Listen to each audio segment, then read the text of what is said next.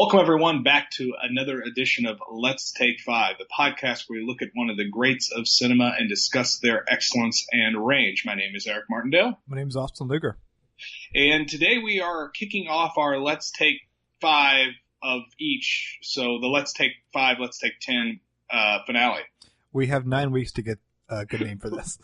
to figure out what the introduction is going to be. Yeah. So the first film we're going to cover here is Casablanca. The next ones will be Rear Window, 12 Angry Men, Seventh Seal, Good, Bad, and Ugly, Amadeus, Die Hard, Last Temptation of Christ, Royal Tenenbaums, and There Will Be Blood will be the last film we're doing. So we're starting off with Casablanca. Casablanca is the 1942 film directed by Michael Curtis that stars Humphrey Bogart, Ingrid Bergman, Paul Henry, Claude Rains, Sidney Greenstreet, Peter Lorre. A lot of famous names in here pop up. A lot of great character actors. Character actors throughout this time.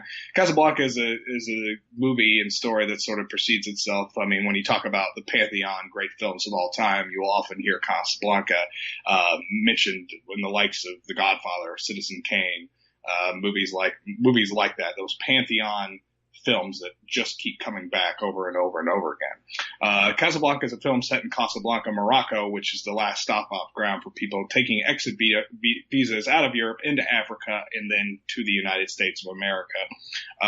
The reason why they're doing this is the film Casablanca is set in 1942. This is the height of World War II, so people are fleeing Europe in droves, particularly in France, where is now occupied by the Germans. So the idea, the French are to leave from France into French territory, French-owned Morocco at the time, and then from there get the hell out of Dodge. It stars Humphrey Bogart, as I mentioned, is Rick Blaine. Rick Blaine runs the Café American in Casablanca, and it is in here where he runs into his former love, played by Ingrid Bergman, as Elsa.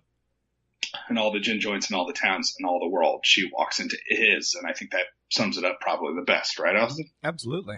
So, what do you think, Austin? This is a very terrible film. Yeah, it's a problem because it's bad. Yeah, my chief criticism of Casablanca is it's not good. No. Yeah, Casablanca is like the greatest film ever. What can you say? I feel like we're gonna have to start all of our episodes now with this of why did we pick this one in particular? To kind of if we're going to do 10 remaining, why do we have to single out Casablanca? What was it for you, I guess? Well, for me, it was just the idea that I don't think you could legitimately run any type of film podcast without eventually covering Casablanca. Mm-hmm. Like, it's impossible. It's a roadblock that'll eventually pop up that you'll just have to go through. I mean, if you Casablanca is a film that if you're wanting to have a serious debate or discussion about cinema history with someone, and somehow early in the conversation you learn that they haven't seen Casablanca, it's one of those films you can be snobbish about, where you kind of go, actually, you know what? We're going to table this discussion until you see Casablanca.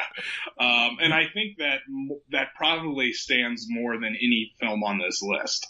Not that obviously all the films on this 10 list are incredible films. That's why we chose them. But Casablanca, as far as, and I wouldn't even say it's my favorite film, but it might be on this list. But it's just one of those movies that is mutually agreed upon, like the Beatles are mutually agreed upon, like Shakespeare is mutually agreed upon. You know what I mean?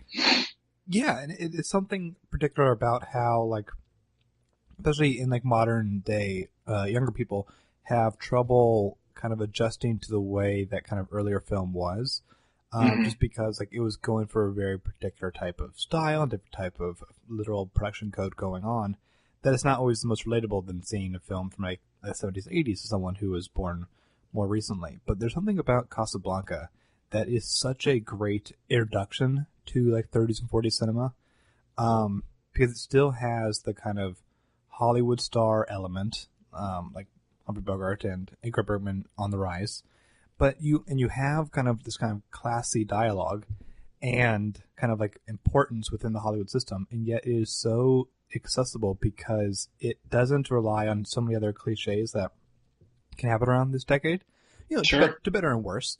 Because I'm actually fine if dialogue's a bit stilted or someone falls in love within a weekend, but this is so incredible in that it is so funny, even in 2019, that so many lines just crackle as just incredible pieces of screenplay. And the fact that because the two of them were past lovers who are awkwardly reuniting and are kind of like tiptoeing around the idea of maybe starting up again, that has such another kind of complicated nuance we don't always see from a film like this. Or if it is, it's not always addressed so directly. And yeah, this is a super complicated movie, especially since it came out in 1942 in the middle of World War II.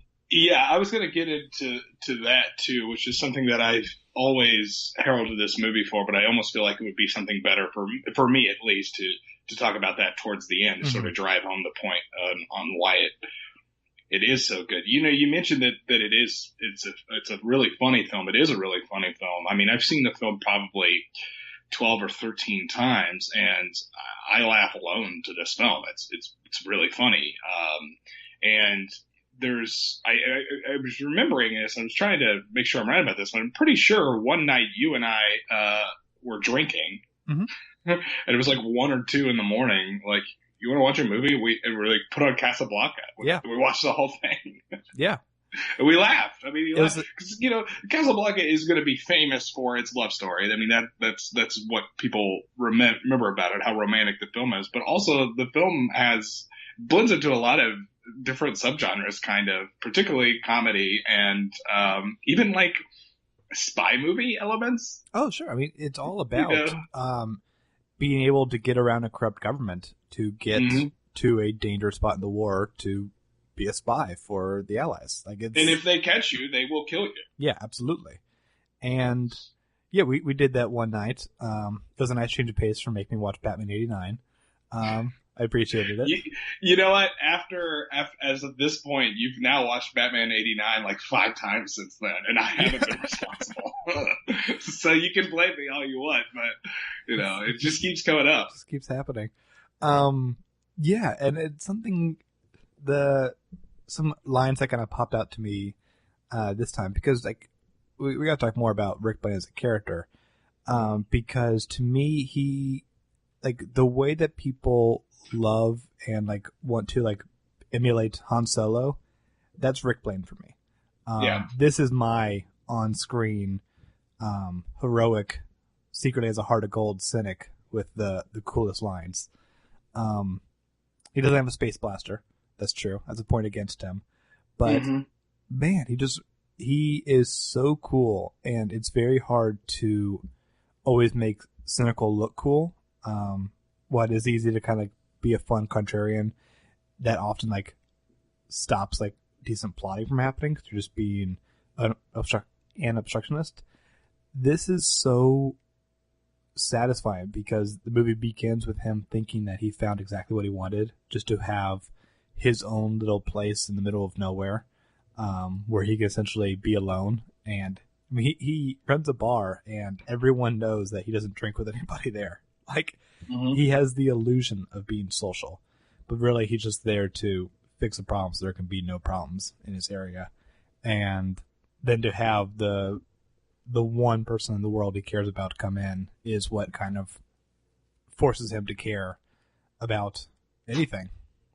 Yeah, you know, it's really hard not to talk about the lines in this movie because, and we're talking about a screenplay that came out in 1942.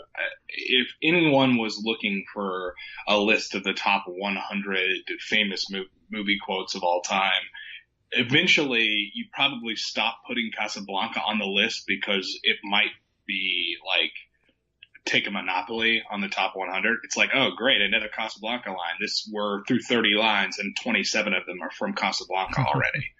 Like, I mean, it's not just, the ones that people who haven't seen the film know.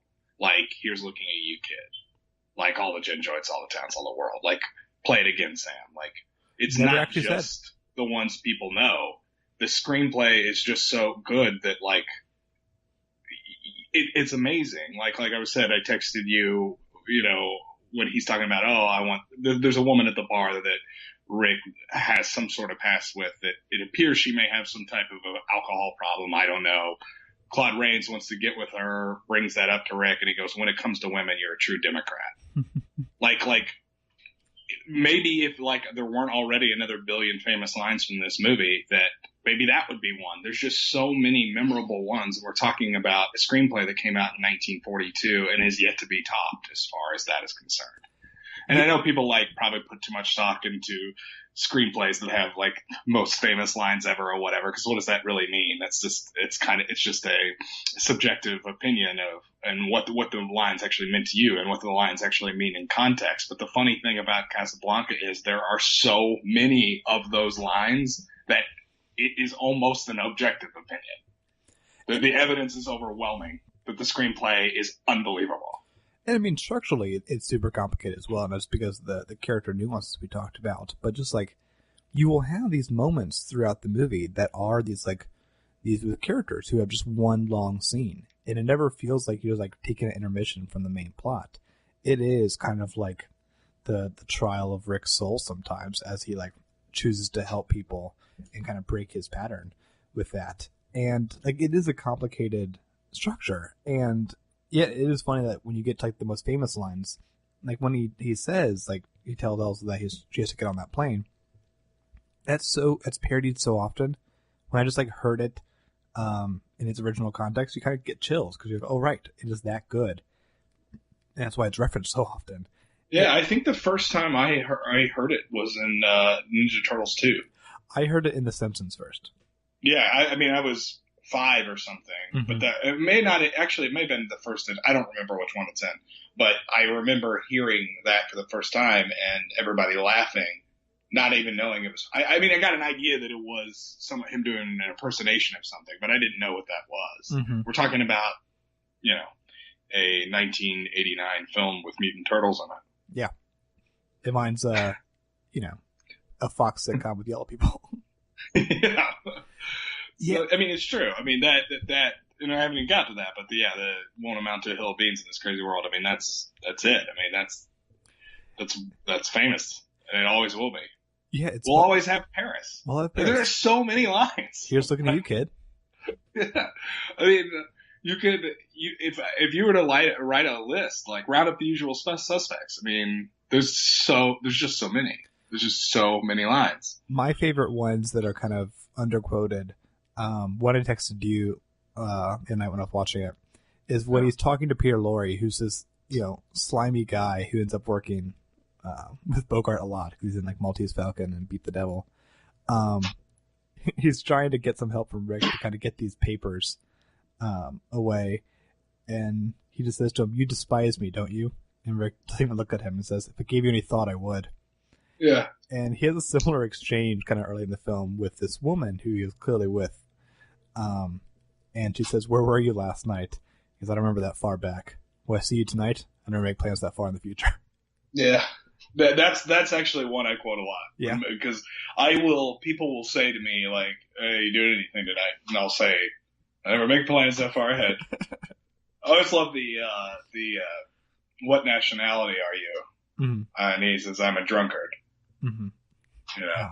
I just love that. Like, because it tells so much about him, because like the idea is that he is remaining neutral and he runs a cafe, and that's what he does.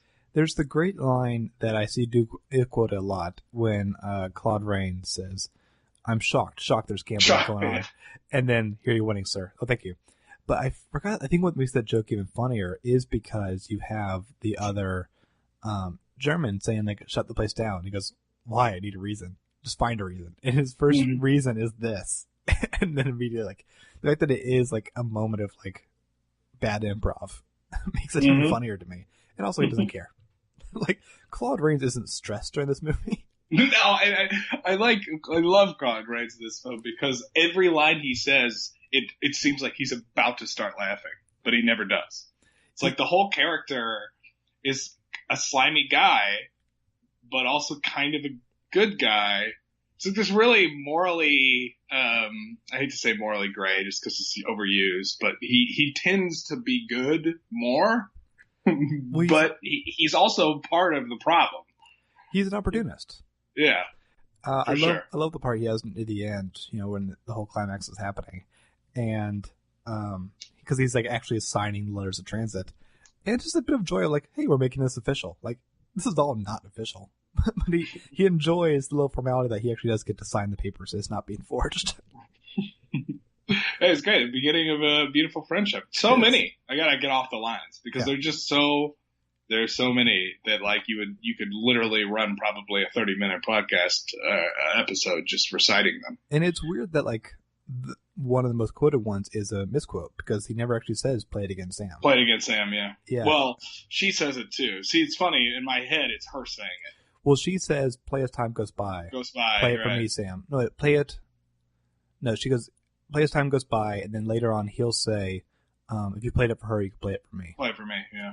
But because there was this Woody Allen play and then eventual adaptation that he did direct called "Play It Against Sam," right. Where like he is, shocker, a neurotic guy trying to date, but the way that he kind of gets up the courage and tries to become better at it is that he hallucinates Humphrey Bogart from this movie to kind of give him relationship advice.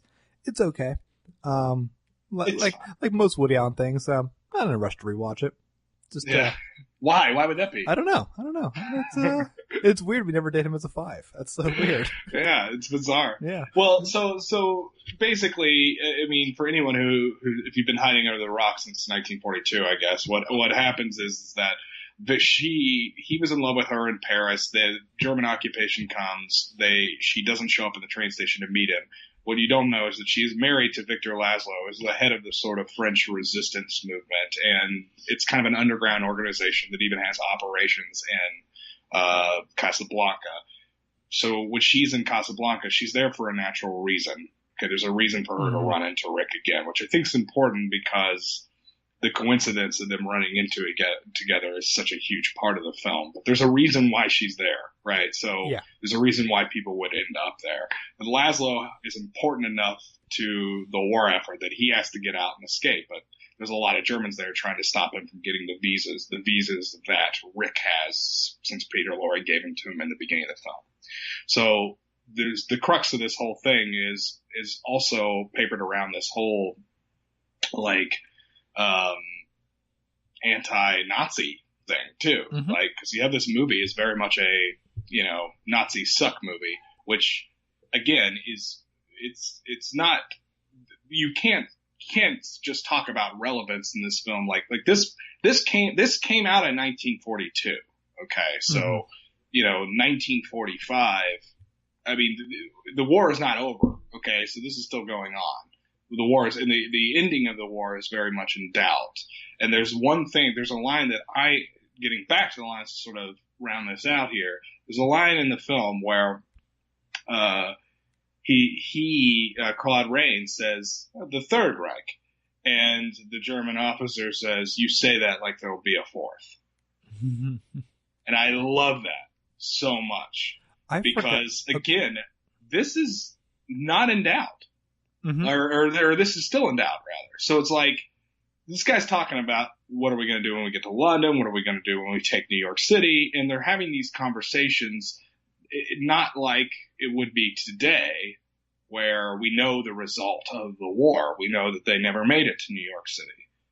I mean, they bombed the shit out of London, but never made it to London, never made it to New York City. But they didn't know that when these were being made. They talk about Victor Laszlo escaping a concentration camp and the horrible things that happened to him at the concentration camp. They didn't know about the concentration camps like we know about them now. That was something that really kind of threw me off, because even in the finale, you have Claude Rains telling Rick, like, you're going to be thrown in a concentration camp if this goes wrong. And to kind of hear that phrase being used a couple of times in a thriller-like setting is so weird for us now, because that is such a one of the most horrific things humans have ever done to each other on the history of the planet. To have it be used as a thriller threat is fascinating. And running concurrently with open camps. With open camps, right?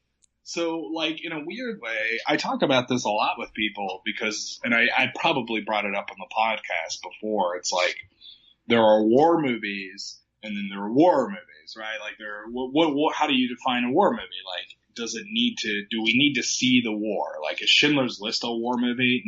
There's no like battles in Schindler's List. Mm-hmm. You know, is it a war movie the same way that The Thin Red Line is a war movie? Mm-hmm. Like Casablanca, depending on where you draw the lines on that, may be the best war movie ever made. Yeah, because it's all predicated on the war. There's not a single moment of this movie that is not affected by war. Like, this can't be removed from even this exact war. It has to be this. It can't be updated for like the war in Iraq. It is this war in this global setting and fear and without history. the war being done. Yeah, the war's still. I mean, the movie's released. The war's still going on. So it's just that I cannot. Particularly the final end that Laszlo says to him, which is, "I have no doubt we will succeed."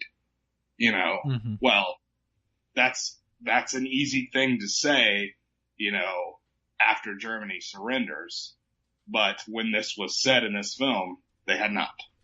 In fact, we never even see. A long way away from that. We never even see, Victor Laszlo land.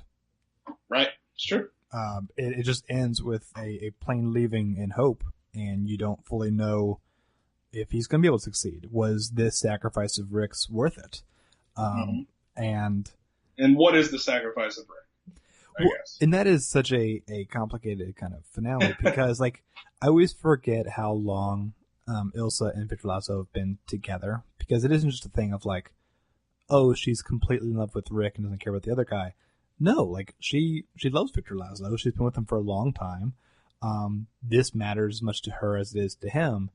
And really kind of what Rick is doing with his sacrifice is not just like ending their relationship. It's ending the idea of like starting a new one. Like, essentially, don't leave your husband for a chance when this chance might not even work and isn't worth it for the country and the world.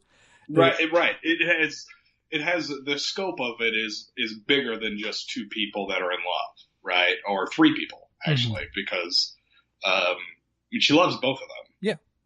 So and that's hard to depict accurately because like we're just so used to not having that level of like complication in romance films. But yeah, no, she's in love with. I mean, their history together means so much to her, and there's the temptation to try again. That doesn't like lessen her opinion of Victor Laszlo. She's caught up emotionally. And it has global implications, their relationship. Yes. That's kind of what I love about it so much is because like, or another reason why I love it so much, I mean, let us count the waves, but this relationship between these three people somehow earnestly earns, the weight that, oh shit, this romance, this love triangle actually honestly feels like it has implications for the entire planet. And even with those kind of stakes, because the character of Rick is so defined, and Ingrid's performance as Elsa is so incredible and their chemistry is so strong, you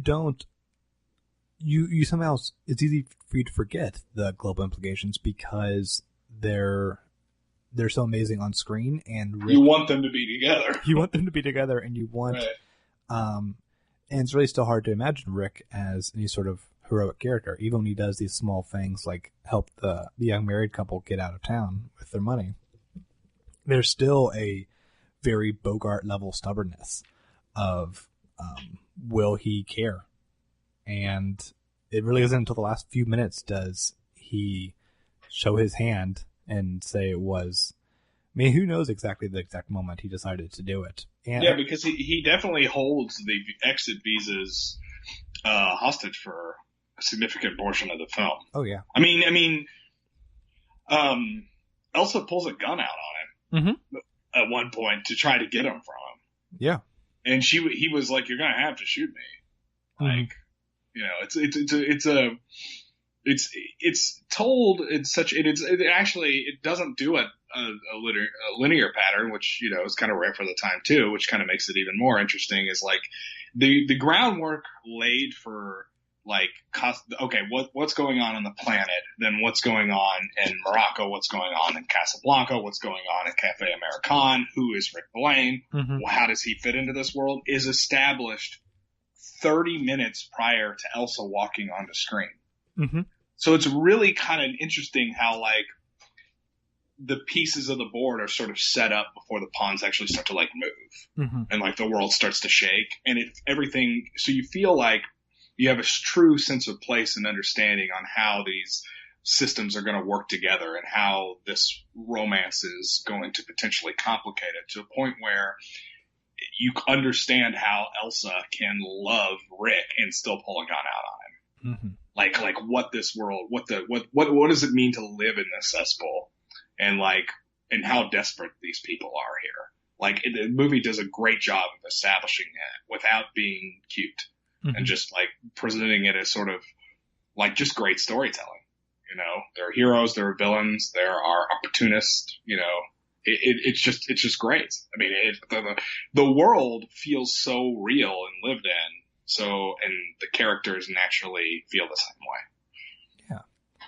I think it's a perfect spot to end this on. Yeah, if you haven't seen Casablanca, or if you haven't seen it recently, hopefully we inspired you to track down a disc of that. Until then, we'll be back next week with our review of Rear Window, another kind of American cinematic masterpiece. Until then, you can also go to theartmore.com, check out any past episodes of Let's Take 5 or any other podcasts that we host there, including the Immortals, the podcast where myself and 3 others review the 1001 movies, albums, songs, and TV shows you must consume before you die.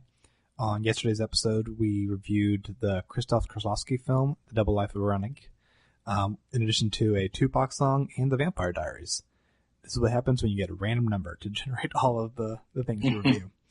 And Ad Absurdum is back. They have a really fun episode about the Santa Claus, starring Tim Allen, whether you understand the real-life legal implications of that. And they'll have a new episode coming out in February. Anything you want to plug, Eric? You can check me out on my YouTube page, Constant Diversion. We're still working on that Chrono Trigger video. Oh, that's the really kind of the subplot of this podcast. I know. It really is. It's pretty much done. Yes, it is. I know I've blown a lot of smoke, but it is almost done. It kind of, without spoilers, it is kind of tracking the plot of Chrono Trigger because, so much going on, and then it appeared to be dead, and now it's not dead, and now it's ready to fight the big fight. That's exactly right. I like how you made it all come around and fit it in like that, because it's true. This whole podcast is actually about my Chrono Trigger video. I think it's been pretty clear the whole time. Yeah. You can all follow us on Twitter at the Immortals Pod. Leave us a review on iTunes. Special thanks to Adam Lord for all the great music he does. And we'll be back next week. Until then, I'm Austin Nigger. I'm Eric Martindale. Bye, everyone. Bye-bye. If you don't mind, you fill in the names. That'll make it even more official. You think of everything, don't you? And the names are Mr. and Mrs. Victor Laszlo. But why my name, Richard? Because you're getting on that plane. I don't understand. What about you? I'm staying here with him till the plane gets safely away. No, Richard, no. What has happened to you? Last night we said a great many things. You said I was to do the thinking for both of us. Well, I've done a lot of it since then. It all adds up to one thing. You're getting on that plane with Victor where you belong. But, Richard, no, Now, you've got to listen to me. You have any idea what you'd have to look forward to if you stayed here? 9 chances out of 10, we'd both wind up at a concentration camp. Isn't that true, Louis? I'm afraid Major Strasser would insist. You're saying this only to make me go. I'm saying it because it's true. Inside of us, we both know you belong with Victor. You're part of his work, the thing that keeps him going. If that plane leaves the ground and you're not with him, you'll regret it. Maybe not today, maybe not tomorrow, but soon and for the rest of your life. But what about us? We'll always have Paris. We didn't have. We lost it until you came to Casablanca.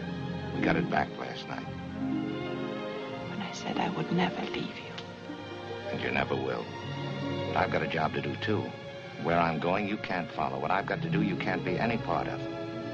Ilsa, I'm no good at being noble, but it doesn't take much to see that the problems of 3 little people don't amount to a hill of beans in this crazy world. Someday you'll understand that. Now. Here's looking at you, kid.